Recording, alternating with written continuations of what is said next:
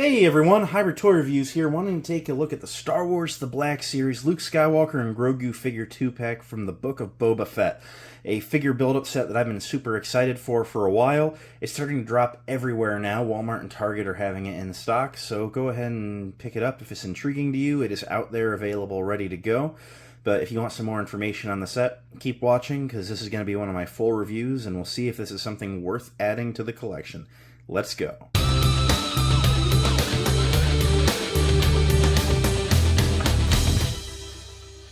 You guys know how it goes. We start by taking a look at the packaging in these parts. Up top, you have your Black Series logo above a render of Luke and Grogu, looking pretty cool. You have your Book of Boba Fett logo across the front in that kind of dark gray green, or that light gray green, I mean. Luke Skywalker and Grogu, warning, 4+ Hasbro plastic-free packaging. Some neat artwork of Luke on the side, looking okay. It's artwork's a little rough on the Luke face, not any more than the figure will be. Spoiler alert. You see the black chrysanthemum shoulder pad bleeding on from the next figure here, so that'll be a fun one to get finally. This side of the box features that render of the figure showing how tall they are. Grogu is 0.9 inches tall, Luke is 6 inches exactly, which throws me off a little bit. Ain't he supposed to be a touch short, even in adult age? Shouldn't he be more of like a 5.8 inch tall figure or something like that? Plastic-free packaging, an idea so good it didn't stick around. Around back, you have the render of the figures again, your Black Series logo, Luke and Grogu, a bio, pause and read, whichever language applies best to you. There's like 5 here. Number 7 in the Book of Boba Fett line, a bunch of legal stuff, barcode, legal stuff, and underneath, hanger tab, and nothing else up top. Very standard stuff. So let's go ahead and open it up, take a look at what we're getting here, see if this is a good pickup. So here we have the build-up pack out. And they give you a good amount of stuff in this. I was really kind of just shocked. I mean, they had a lot of photos. They showed you everything you were getting, but actually, believing kind of comes with holding it in your hands on this one. I kept pulling more and more and more accessories out of the box, and that's uncommon to say with a Hasbro thing. Now, admittedly, you pay the price of 2 figures and really only get 1 figure-size thing here, so at least they tried to give you another figure worth of plastic ones instead of the standard build-up packs where it's Mando, Grogu, a variation of the crib, and then a couple little teeny-tiny things that really mean nothing, if even that. So, this feels like a really good build-up pack. It might be time to do a ranking the build-up packs video, honestly. But yeah, this is a pretty full load here. So I think I'm going to start with the smaller of the accessories. He comes with this little wooden box that he keeps Master Yoda's lightsaber hilt in. Done very well. It kind of just rests in some notches down there, but it falls out. It's not a snug fit, so don't be expecting that. Apparently this is a true scaled hilt to the Black Series versus the kind of chunkier one that the Yoda figures have come with before. Very nicely sculpted, I will say.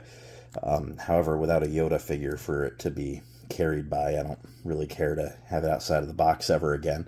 So this is going to be one of those accessories I don't use a ton. That's the other thing, is most of these accessories probably aren't going to see the light of day outside of the accessory bin. There's a reason to buy this set, I think, and these aren't totally it, but it's nice that they're here. So, nice box, kind of a rubber box with like these rubber hinges instead of actually like plastic, swiveling hinges. Not super keen on that. Didn't like it with the Maz crate, don't really like that here, but it's okay, I guess. It just doesn't, at least for warping, so that like front seam is never going to close. So, that sucks. Setting that off to the side, we then get a lit version of Yoda's lightsaber. Because the hilt doesn't feature a removable blade. It's much too skinny. And something that I have noticed on this set is the control box on the side of the hilt.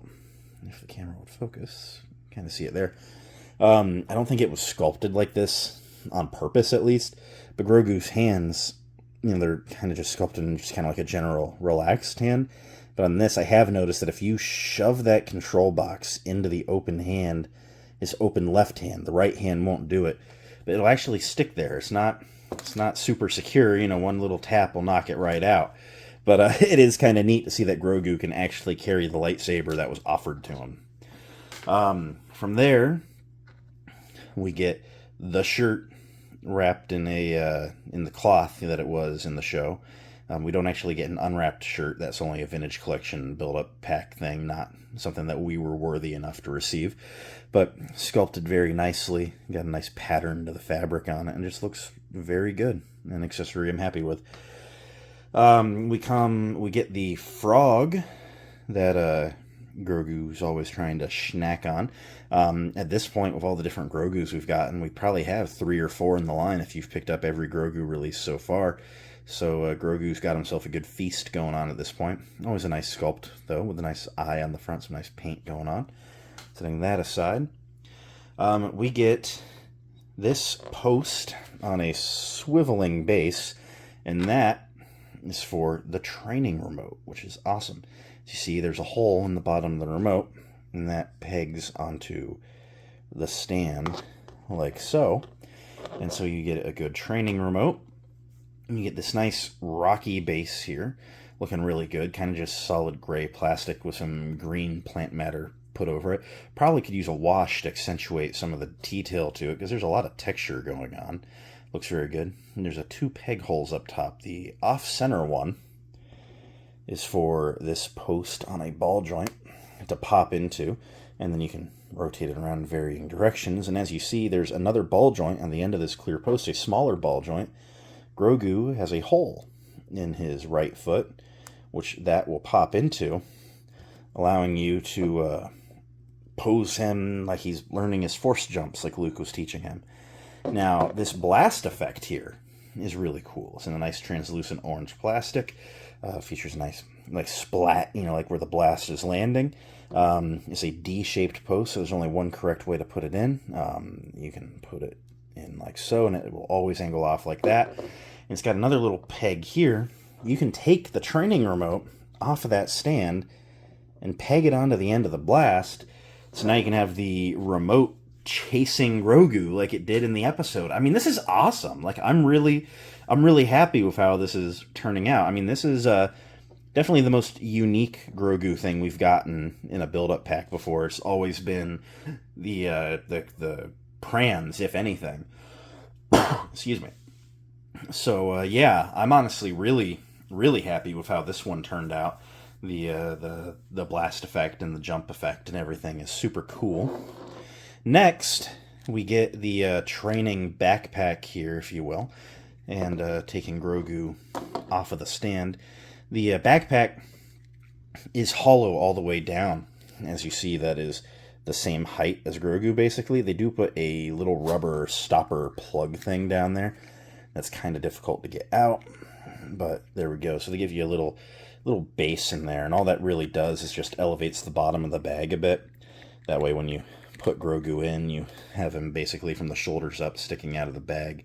So that looks pretty good. As far as putting the bag on Luke, this side of the belt strap down here comes loose. And you are supposed to kind of like feed his arm and head through it. It's not the easiest accomplishment in the world here. And it always looks worse when you're doing it on camera, too, because it's going to take you 3 times as long because the camera's between you and it. So from there, you have it mostly on, and then this is supposed to be able to peg back in. But this backpack is such a tight fit on the figure that when I get it to it, I can't really get the peg to properly peg in.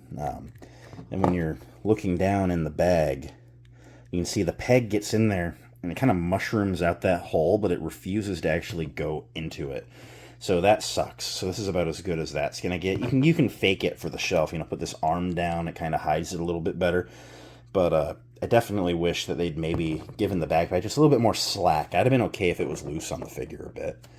But yeah, so anyway, you can recreate that training scene where Luke and Grogu are running around the jungle. So that's a cool set they could have done. Oh no, Grogu fell out of the bag. So, ultimately, this is never how I'm going to display them, but it's definitely a cool inclusion. I mean, I'm not going to argue about more value being presented. Setting Grogu down, we have Luke Skywalker's lightsaber here. Looking great. Nice green choice for the blade here. Got some good paint apps going on the hilt. As all Black Series blades do, they unplug from the hilt, It features a nice D-ring on the base there, which can be hung from the hook on his belt that they chose to not include, even though throughout the training sequences you see Luke's lightsaber on his belt. I forgot something here. So finally a nitpick as we go through. I will say this Luke will always have a lit saber in his hands as far as I will be displaying him. But, like, they do this on random Jedi figures all the time. You know, the Mace Windu and the Plo Koon, and, you know, it's just they'll be like, you don't need to hang the hilt from the belt. And admittedly, I don't have any hilts hung from the belt on any of my figures, so maybe I shouldn't be super complaining. But, like, why, guys? Like, why use a version of the hilt with the D-ring swung down? If you're going to do that, retool the hilt to not have that, or have it, folded up, because it folds up and down. But that's me nitpicking, I suppose. Alright, let's look at Grogu. As far as Grogu goes, I believe he is 100% reuse. We've gotten so many of these guys, it's hard to tell. Well, maybe the tiniest bit of retool. But the head looks very good. A touch of rosiness to the cheeks, glossy black eyes, the big old ears with a touch of, the pink going in them a little bit. Around back, you see his little white hairs starting to come out. He's wearing that baggy, burlap sack that he's been wearing since day one. This version of Grogu does feature some articulation with the ball joint head, which has been on all of them, but this one also features the swivel arms. Some of the other build-up packs have had the audacity to call him an action figure and then actually giving you a statue of no articulation. So he features the swivel arms at the shoulder with hands that are on ball joints, so you can turn them and move them a little bit. At this size, you're not really going to get great articulation. With this costume design, you definitely aren't going to. But it's nice that you get what they can. And then the feet are on ball joints too in there, so you can kind of move them about, although they're kind of recessed and under the hem of the cloak a little bit, so like the cloak is doing the work for you, not the feet. It's nice that they're there, though. And this is where the retool bit comes in. And as I mentioned, that might be... Well, that's definitely a retool. None of them have had a peg in the foot before, so that foot is probably a new sculpt. So yeah, really good stuff going on with Grogu. Now, the reason for me with this set to get it, honestly, was the Luke Skywalker. I gotta say, this outfit for Luke in the Book of Boba Fett is probably a top 3 Luke Skywalker outfit for me. I really love the appearance of it. You bring in like your Jabba's Palace Luke or your Final Duel Luke, where he's wearing the jumpsuit or the jumpsuit with the tunic over it, and I guess by that extension, the Mandalorian Season 2 Luke. That's an okay look, but, like, I love this, the kind of, like, wraparound Shrawl Jedi outfit. It's just a really, really great look for Luke. Let's go ahead and take a look at the head sculpt first, as we tend to do. I will say, there is something odd going on here. It looks very plasticky. It's like the face is, like, too skinny. It's, I don't know. I mean, it almost looks more like the guy who does the motion cap for young Luke than the actual Luke model. I mean, it's not the worst Luke face we've ever gotten, but it's far from the best. At first, I was really hoping that it was just straight reuse of the Mandalorian one, because at least that one bears a much more passive resemblance to Mark Hamill. And honestly, this sculpt very well may be the same sculpt, and they've just used a different sheen of plastic and different paint apps and made it look faker, I guess, is the best way to describe it. I don't know. I'm not really digging the look of the face on the new Luke as much. If I ever find this one on clearance, I might do a little head swap action. But, yeah, it's okay. Got some nice paint kind of texture going on in the hair. It's a really good sculpt from the back of the head and the top and the sides of the head. Honestly, you get some, like, profile shots of him, and, it's not horrible there, but just the straight-on's a little bit of throwing off. Working down the figure, as mentioned, this tunic is the part that I love. The tied-off belt off the side there, and, it's just very casual Jedi looking. It's not your standard Jedi robes. It's a little dressed down, but it's still very Jedi looking in essence. The arms, I believe, are just straight reuse from the other Luke that I just had on the screen here. Yep, putting them side by side, that's definitely straight reuse, which is fine. I mean, they seem pretty straightforward in the show there. Working down the legs, the upper thighs are not reuse. I was debating on whether or not they may or may not be, but there is some different sculpting going on here. The boots are awesome. They kind of give me like Kylo Ren vibes almost, sort of like the ribbed bodysuit almost, where it's like they're ribbed fabric going down to a very basic looking shoe, but just it's a very nice looking Jedi looking outfit. I don't know. I mean, I really like this episode of the Book of Boba Fett. I really like this appearance for Luke Skywalker. And ultimately, even though the Grogu is kind of standard and some of these accessories I'm not going to end up using, I'm largely here for the Luke Skywalker. Let's go ahead and run through some articulation. He features a double barbell neck, allowing him to look that far up, which is really good. Pretty far down. He can go side to side and pivot pretty good. His arms come up to a T-pose, and there's a butterfly joint in there. 360 at the shoulders. Single-jointed elbows go past 90 and rotate. Vertical hinge up and down on both wrists, and then they rotate 360. Features a mid-torso ball joint, allowing him to crunch that far forward, that far back. He can rotate and get some good pivot on him. His legs come out pretty far in the splits. He can go really far forward at the hip, not back at all. There's an upper thigh rotation in there. Single jointed knee that rotates at the knee, thereby negating the need for the thigh joint, which the line is doing, by the way. They're eliminating the upper thigh joints, happening on most figures now. So the knee swivel at least saves you there. The feet can point straight down, pretty far forward, especially if you work them up a little bit. And then there's a forward-facing pin for rocker, allowing you to get some pretty decently wide stances with both feet flat on the ground. To do some size comparisons, and I'm going to bring in a bunch, because honestly, I gotta love this representation that we're getting in the line as of late. It took them a long time to see the demand, but we are finally getting some Book of Boba Fett stuff. So there is Boba Fett, Fennec Shand. They never meet, but just because I'm going to bring in the whole crew, because we're getting a lot of this stuff all at once right now. Here is Cad Bane. Here is Luke's off-screen met new best friend, Ahsoka. The Mandalorian. And Cobb Vanth. I mean, this is just an awesome looking go. They're really trying to fill in all the gaps that they left for this show. The Book of Boba Fett is honestly a good show. I don't really get why no one really seemed to connect with it as much, but I'm happy that we're finally filling out the ranks here. I gotta say, that Tusken Warrior I'll probably end up with. The Pike Soldier I'll end up getting a couple of, mostly for photography purposes, but otherwise, I kind of feel like they've checked the boxes here. Now, there goes Cobb. As you saw, I was struggling with him. But, they've really done some pretty good representation with this show at this point. Oh, and Black Chrysanthemum. We need Chrysanthemum. Once we get Chrysanthemum here, we have that kind of main crew done. Not really caring for any of those speeder bike gang people. I don't hate them, but just I wouldn't buy them if they were made. I think Hasbro knows that's the same for most folk. But yeah, I mean, this really kind of fleshes out the show a lot. Like, Book of Boba almost needs its own shelf, and I'm just really happy to have everyone together here like this. So, end of the day, what do I think of the Luke and Grogu build-up pack? I gotta be honest, I'm really digging it. I've had a lot of fun posing this Luke around. Get some great accessory options here. This Grogu display is excellent.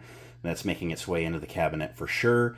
The Yoda lightsaber stuff in the backpack I'm not going to use, but I'm sure a lot of people will end up using in their displays. So, I mean, there's nothing bad here. This is a excellent figure set, one that I'm happy to have on my shelf, and I recommend it. I will say, the price does seem a touch steep at $45, but not incredibly so. It feels like something that really should have been more like $35-40, so we're not too far off. I struggle seeing Grogu as a $25 figure, considering that his first release was in that teeny tiny box that costs like $8. So, you know, seeing them try to say it's $25, you know, always sucks. But then when you give me all these other little parts and pieces, you know, I can see it being more than the $8 that Grogu himself is worth. But I just don't know that I see $13 of the other stuff. You know, it's not far off. I'm just I had to justify it a little bit. If you're not 100% sure on it, I'm saying every Target out there has full pegs of this guy. I'm calling it in 3 months. We'll probably see it get marked down to like the low 20s, and at that point, you're buying a Luke with a ton of accessories at retail. So that might be the move for you, but otherwise, it is hitting. It will probably end up on some markdown, as most Black Series does. So if you want it now, get it. If you want to wait for a deal, I kind of anticipate there will be one, so don't sweat that as much. And it's mass-produced stuff, so ultimately, if it never goes on sale, it's never really going to be worth much more than 45 anyway, right? Anyways, I'm going to go. That's kind of my final word on it, is it's good, but if you wait, I understand. I think for 45, I'm not upset. So that's it for me. Thanks for watching. It means a lot that you did. If you enjoyed, you should leave a like, comment, subscribe, all that end of video stuff. And until next time, may the Force be with each and every one of you. Goodbye.